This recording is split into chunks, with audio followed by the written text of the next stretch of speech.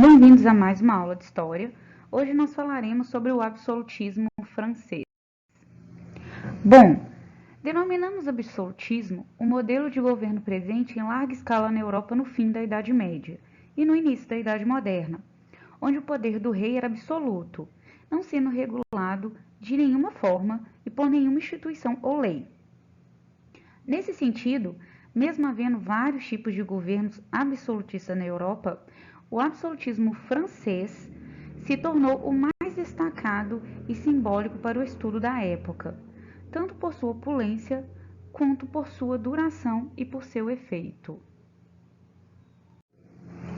Já na Idade Média, destaca-se na política francesa a dinastia dos Valois, que testemunhou o início dos conflitos religiosos que assolaram a França nos anos seguintes, opondo a tradição católica francesa a uma cada vez maior influência protestante.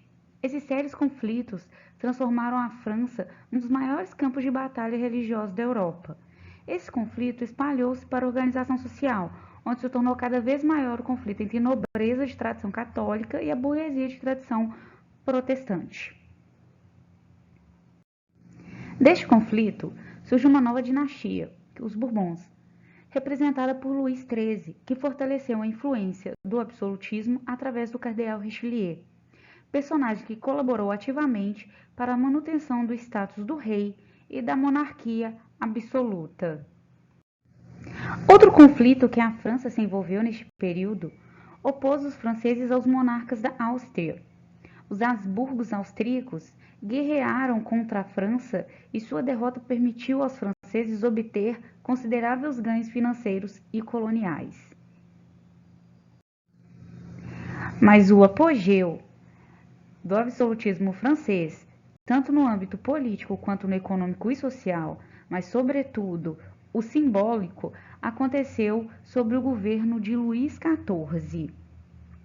Nascido e criado para ser rei, o monarca francês reunia em si todas as condições e símbolos que caracterizavam a monarquia, levando a ideia do absolutismo ao extremo e simbolizando isto como nenhum outro. Tinha como conselheiro e aliado Colbert, que era um personagem importante na monarquia, quem desenvolveu o sistema mercantilista da França, que foi base teórica do desenvolvimento econômico europeu. O ideário econômico adotado pelo absolutismo francês se baseava na ideia da forte intervenção estatal na economia, onde o rei controlava todos os pormenores, o fortalecimento do mercado interno que garantia o funcionamento efetivo da economia e o abastecimento do país, a manutenção de uma balança comercial favorável, reduzindo importações e estimulando a exportação de excedente, o pacto colonial, que deve à França todas as condições para produzir, tendo garantido tanto fontes de matéria-prima quanto mercado consumidor para os produtos franceses. E, finalmente, o largo uso do protecionismo, que visava o fortalecimento interno da economia e a manutenção da competitividade francesa. Em seu governo, Luís XIV reprimiu firmemente a burguesia, impondo limitações e arbitrariedades, e perseguiu adversários, prendendo ou mesmo matando. Para controlar os nobres e tê-los sempre à sua disposição, Luís XIV construiu o Palácio de Versalhes, uma gigantesca estrutura que abrigava toda a nobreza. Essa situação, com poder centralizado, mão forte do Estado na economia, a perseguição religiosa e política, semeou as condições para o nascimento do movimento revolucionário de 1789.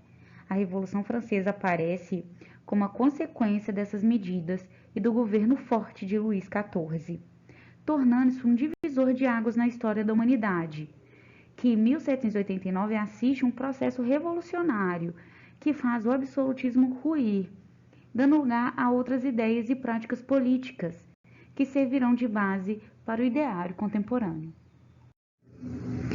Exercício de aplicação, módulo 15 e 16, Absolutismo francês, página 199. Por que o cardeal Richelieu foi importante durante o reinado de Luís XIII?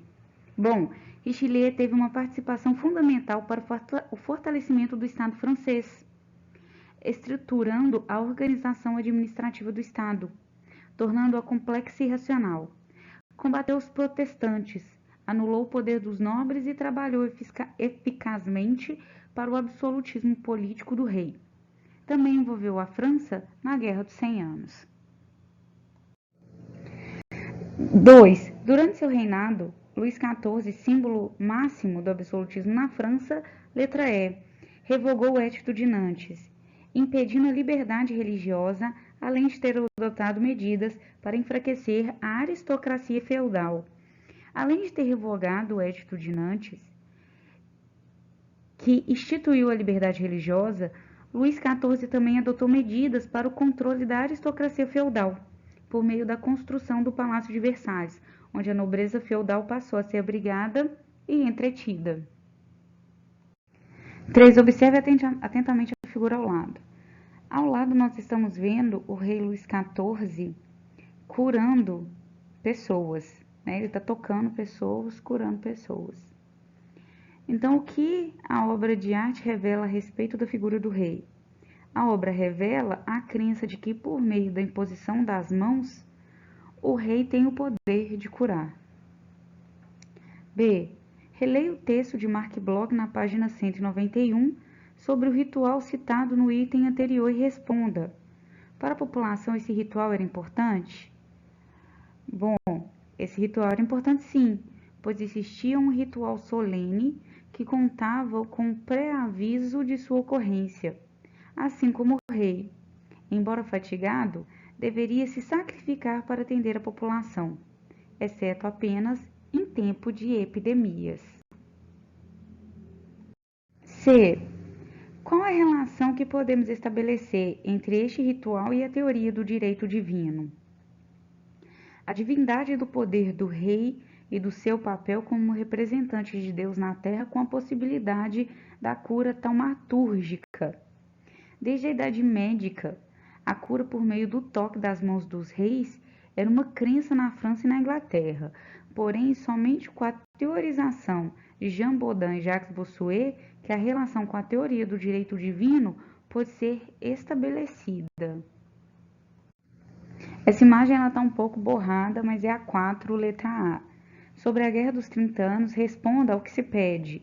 Por que a França entrou neste conflito contra o Sacro Império Romano Germânico?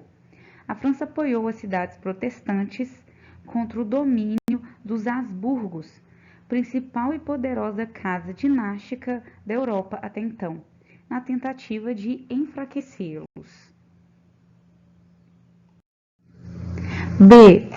Quais foram as consequências dessa guerra para os franceses? O conflito, somado a outras medidas do cardeal Richelieu, gerou muitos gastos e um consequente aumento dos impostos para a população francesa. Assinale a alternativa que representa as frases verdadeiras.